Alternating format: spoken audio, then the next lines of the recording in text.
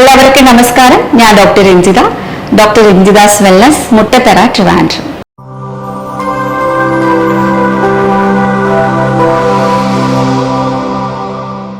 ഇന്ന് നമുക്ക് ചർമ്മരോഗങ്ങൾ, അതിൽ പ്രധാനമായിട്ടും സോറിയാസിസ്, എക്സീമ, ഡെർമറ്റൈറ്റിസ് പോലുള്ള ചർമ്മരോഗങ്ങളെ കുറിച്ച് നോക്കാം.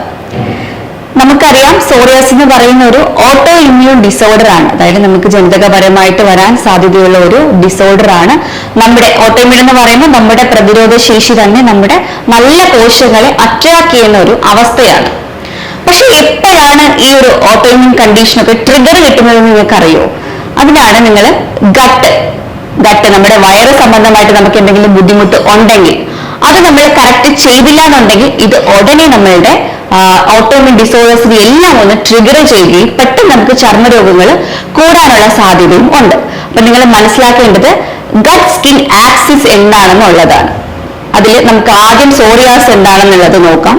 സോറിയാസ് എന്ന് പറയുന്നത് നമ്മുടെ സ്കിന്നിൽ വരുന്ന ഒരുതരം അസുഖമാണ്, ഒരു ഓട്ടോ ഇമ്മ്യൂൺ ഡിസോർഡർ ആണ്. അതായത് നമുക്ക് സ്കിന്നിന്റെ ലെയറിനെ കുറിച്ച് ആദ്യം മനസ്സിലാക്കാം. നമുക്ക് 3 തരത്തിലാണ് സ്കിന്നിന്റെ ലെയേഴ്സ് ഉള്ളത്. അത് ആദ്യം നമ്മൾ പുറമേ കാണുന്നത് എപ്പിഡെർമിസ് എന്ന് പറയുന്ന ഒരു ലെയർ ആണ്. അതിന് തൊട്ട് താഴെയായിട്ട് ഡെർമിസ് ഉണ്ട്, അതിന് തൊട്ട് താഴെയായിട്ട് ഹൈപ്പോഡെർമിസ് ഉണ്ട്. അപ്പൊ നമ്മുടെ കോശങ്ങൾ വളരുന്നത് ഈ എപ്പിഡെർമിസ് ലെയറിൽ നിന്നാണ്. അതായത് എപ്പിഡെർമിസ് പറയുമ്പോൾ നമ്മുടെ പുറമേ കാണുന്ന നമ്മുടെ ഡെഡ് സ്കിൻസ് ഒക്കെ ഉള്ള ഒരു തരം സ്കിന്നാണ് പുറമേ കാണുന്ന സ്കിൻ. അപ്പൊ ഈ എപ്പിഡെർമിസിന് വീണ്ടും 5 ലെയേഴ്സ് ഉണ്ട്. അതായത് നമുക്കൊരു 5 നിലകളായിട്ട് കണക്കാക്കാം. ഒന്നാമത്തെ നിലയിലാണ് ഈ ഒരു കോശങ്ങളുടെ വളർച്ച ആരംഭിക്കുന്നത്.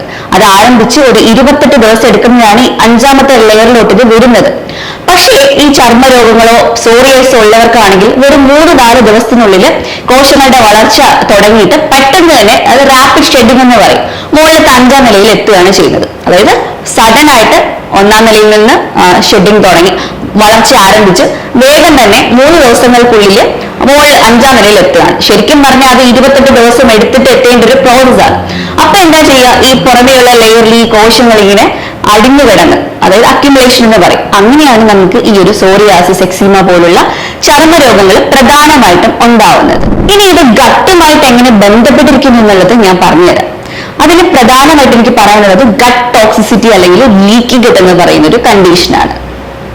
അതായത് നമുക്കറിയാം, നമ്മൾ കഴിക്കുന്ന ഭക്ഷണങ്ങൾ ബാക്ടീരിയയുടെ പ്രവർത്തനം മൂലമാണ് നമുക്ക് ഡൈജഷൻ, അത് വിഘടിച്ച് അതിന്റെ അബ്സോർപ്ഷൻ, ഡൈജഷനും ഒക്കെ നടക്കുന്നത് എന്നുള്ളത്. ഇനി നമുക്ക് കറക്റ്റ് ആയിട്ടുള്ള ബാക്ടീരിയസ് ഇല്ലാതെ വരുമ്പോൾ എന്താ സംഭവിക്കുക, ഇനി ബാഡ് ബാക്ടീരിയസ് ആണ് നമുക്ക് കൂടുതലായിട്ടുണ്ടെങ്കിൽ എന്താ സംഭവിക്കുക എന്നുള്ളത് നോക്കാം. അതായത് ഫോർ എക്സാമ്പിൾ നമ്മൾ പാലില് ഒറയൊഴിക്കുന്നു, അതെന്താ ഫെർമെന്റ് ചെയ്തിട്ട് അതൊരു തൈരായിട്ട് മാറുന്നു. ഇപ്പൊ നമ്മള് പാലില് ഒഴിച്ചില്ലെങ്കിലോ അത് അവിടെ കിടന്ന് കേടായി പോകുന്നു. അതേ സെയിം അവസ്ഥയാണ് നമ്മുടെ വയറിൽ നടക്കുന്നത്. നമ്മൾ കഴിക്കുന്ന ഭക്ഷണങ്ങൾ ഫെർമെന്റ് ചെയ്യണം എന്നുണ്ടെങ്കിൽ, വിഘടിക്കണം എന്നുണ്ടെങ്കിൽ നമുക്ക് ബാക്ടീരിയസ് വേണം. അതില്ലാതെ വരുമ്പോൾ എന്താ ചെയ്യുക, അത് അവിടെ കിടന്ന് കേടാവും.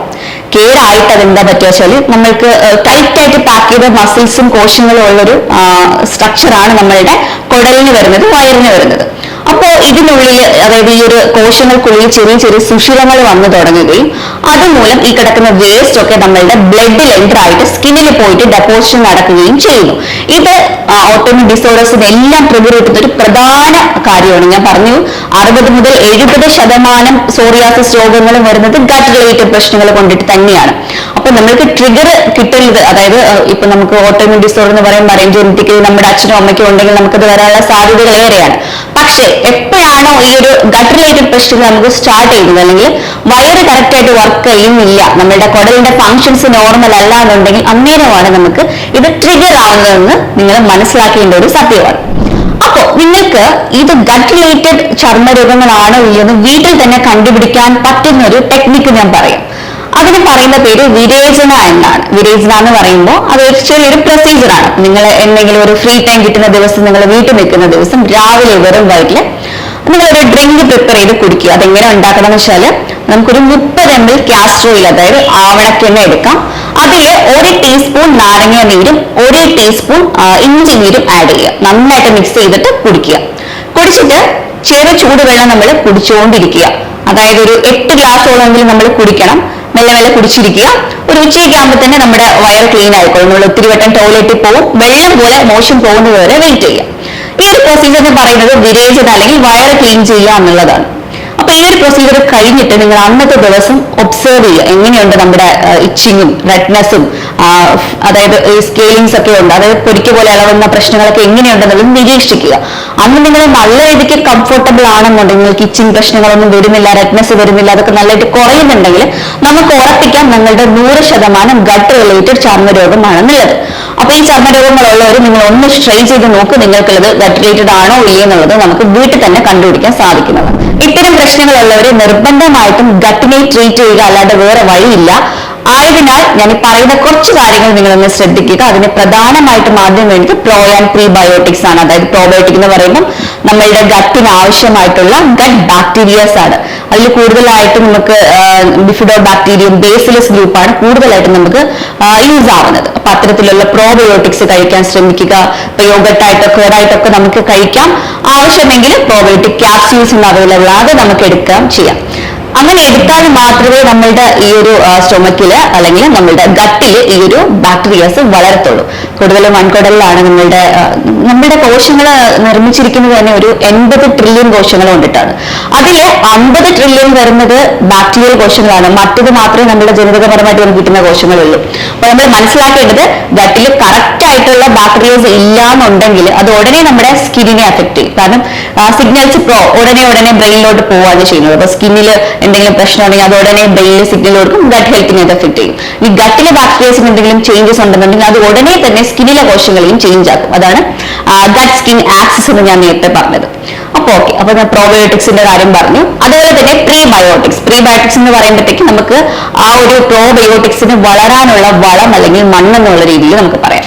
കാരണം നമ്മൾക്ക് ഭക്ഷണം കഴിച്ചാലല്ലേ നമുക്ക് എനർജി കിട്ടത്തുള്ളൂ. അതുപോലെ തന്നെ പ്രോബയോട്ടിക്സ് വരാൻ പ്രീബയോട്ടിക്സ് വളരെ അത്യാവശ്യമാണ്. അത് മാത്രമല്ല, എലിമിനേഷൻ പ്രോപ്പർ ആക്കാനും പെരിസ്റ്റോൾട്ടിക് മൂവ്മെന്റ്സ് കറക്റ്റ് ചെയ്യാനും ഒക്കെ പ്രീബയോട്ടിക് വളരെ അത്യാവശ്യമാണ്. വീട്ടിൽ തന്നെ പ്രീബയോട്ടിക് പ്രിപ്പയർ ചെയ്യാനുള്ള ഒരു കാര്യം പറഞ്ഞുതരാം.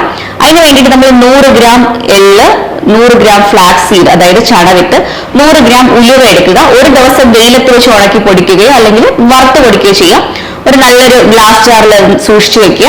അതിന് നമ്മൾ 1 സ്പൂൺ വീതം ഡെയിലി രാവിലെ ചെറുചൂട് വെള്ളത്തിൽ ഒന്ന് മിക്സ് ചെയ്തിട്ട് കുടിക്കാൻ വേണ്ടിയിട്ട് ശ്രമിക്കുക. ഇത് വളരെ ഇമ്പോർട്ടന്റ് ആയിട്ടുള്ള ഒരു കാര്യമാണ്.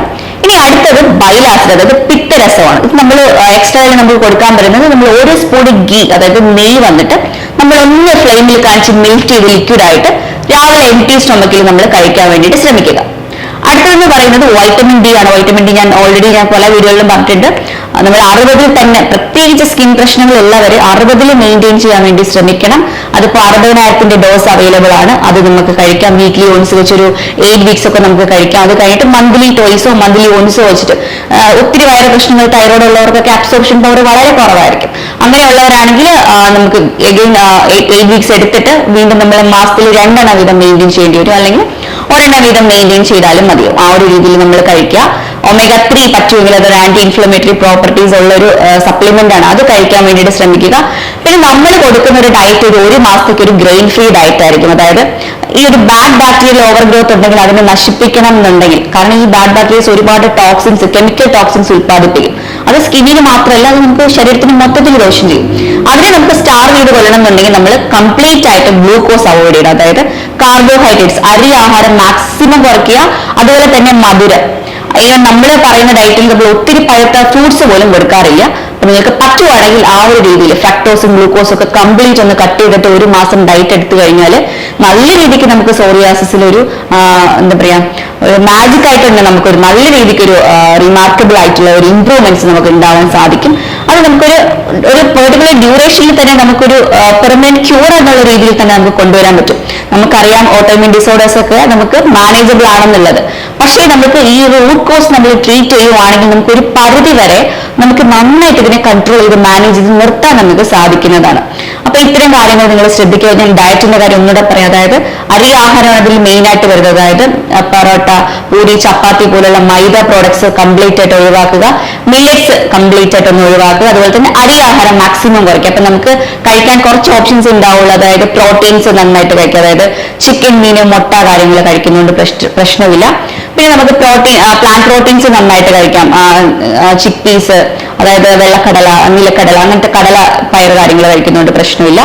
പിന്നെ നിങ്ങൾക്ക് ഡൈജഷൻ ഇഷ്യൂസ് ഉണ്ടെങ്കിൽ നിങ്ങൾ എന്തെങ്കിലും ഡൈജസ്റ്റീവ് എൻസൈംസ് കൂടെ അതിന്റെ കൂടെ എടുക്കുക. കാരണം പ്രോട്ടീൻ ദഹനത്തിന് ചിലപ്പോൾ കുറച്ച് ഡൈജഷൻ ഇഷ്യൂസ് വരാൻ സാധ്യതയുണ്ട്, ദഹനം കുറച്ച് പാടാണ്. അതുകൊണ്ട് ഡൈജസ്റ്റീവ് എൻസൈംസ് എടുത്തു കഴിഞ്ഞാൽ അത് നമുക്ക് ക്ലിയർ ചെയ്യാൻ പറ്റും. അപ്പൊ പ്രോട്ടീൻസിന്റെ ഇൻടേക്ക് കൂട്ടണം. നന്നായിട്ട് വെജിറ്റബിൾസ് എത്ര വേണമെങ്കിലും കഴിക്കാം. അതിപ്പം സാലഡ് രൂപത്തിലോ സൂപ്പ് രൂപത്തിലോ അല്ലെങ്കിൽ എന്താ അൺകുക്ക്ഡ് ആയിട്ടുള്ളത് നമുക്ക് കട്ട് ചെയ്ത് റോ ഫോമിൽ നമുക്ക് കഴിക്കാം. ഏതെങ്കിലും രീതിയിൽ കഴിച്ചാൽ മതി. ഈ ഒരു രീതിയിൽ നന്നായിട്ട് കഴിക്കാൻ വേണ്ടിയിട്ട് ശ്രമിക്കുക. ചിക്കൻ, മീൻ, മുട്ട കഴിക്കുന്നതുകൊണ്ടൊന്നും യാതൊരു പ്രശ്നമില്ല. പ്രോട്ടീൻസ് ഇതിന് പ്രശ്നം ഉണ്ടാക്കില്ല. നമുക്ക് ഏറ്റവും കൂടുതൽ പ്രശ്നം വരുന്നത് കാർബോഹൈഡ്രേറ്റ്സിനാണ്. അതുകൊണ്ട് മാക്സിമം കാർബോഹൈഡ്രേറ്റ്സ് ഒഴിവാക്കിയ ഒരു ഡയറ്റ് കൊണ്ടുപോയാൽ നല്ല രീതിക്കൊരു ഇംപ്രൂവ്മെന്റ്സ് നമുക്ക് ഉണ്ടാവും. അതുപോലെ തന്നെയാണ് ചില ഹെർബുകളുണ്ട്. ഈ കണിക്കൊന്നയുടെ നമുക്ക് തൊലി എടുക്കുന്ന കുറച്ച് ഹെർബ്സുകൾ വരുന്നുണ്ട്. അതിൽ കുറെ സ്പീഷീസ് ഉണ്ട്. ആ ഒരു ഹെർബ് ഉപയോഗിക്കുന്നത് വളരെയധികം യൂസ്ഫുൾ ആണ്. അപ്പോൾ ഇത്രയും കാര്യങ്ങൾ നിങ്ങൾ ഒന്ന് ട്രൈ ചെയ്ത് നോക്കുക. കൂടുതൽ വിവരങ്ങൾക്കായിട്ട് താഴെ കാണുന്ന നമ്പറിൽ നിങ്ങൾക്ക് കോൺടാക്ട് ചെയ്യാവുന്നതാണ്. അപ്പൊ നിങ്ങൾ മനസ്സിലാക്കേണ്ടത് ഒരിക്കലും ഒരു സോറിയാസിസ്, എക്സീമ പോലുള്ള രോഗങ്ങൾ നമുക്ക് ക്യൂർ ചെയ്യാൻ പറ്റില്ല എന്നുള്ള തെറ്റിദ്ധാരണ നിങ്ങൾ മാറ്റേണ്ടതാണ്. Take care. വേറൊരു വീഡിയോ ആയിട്ട് വീണ്ടും കാണാം.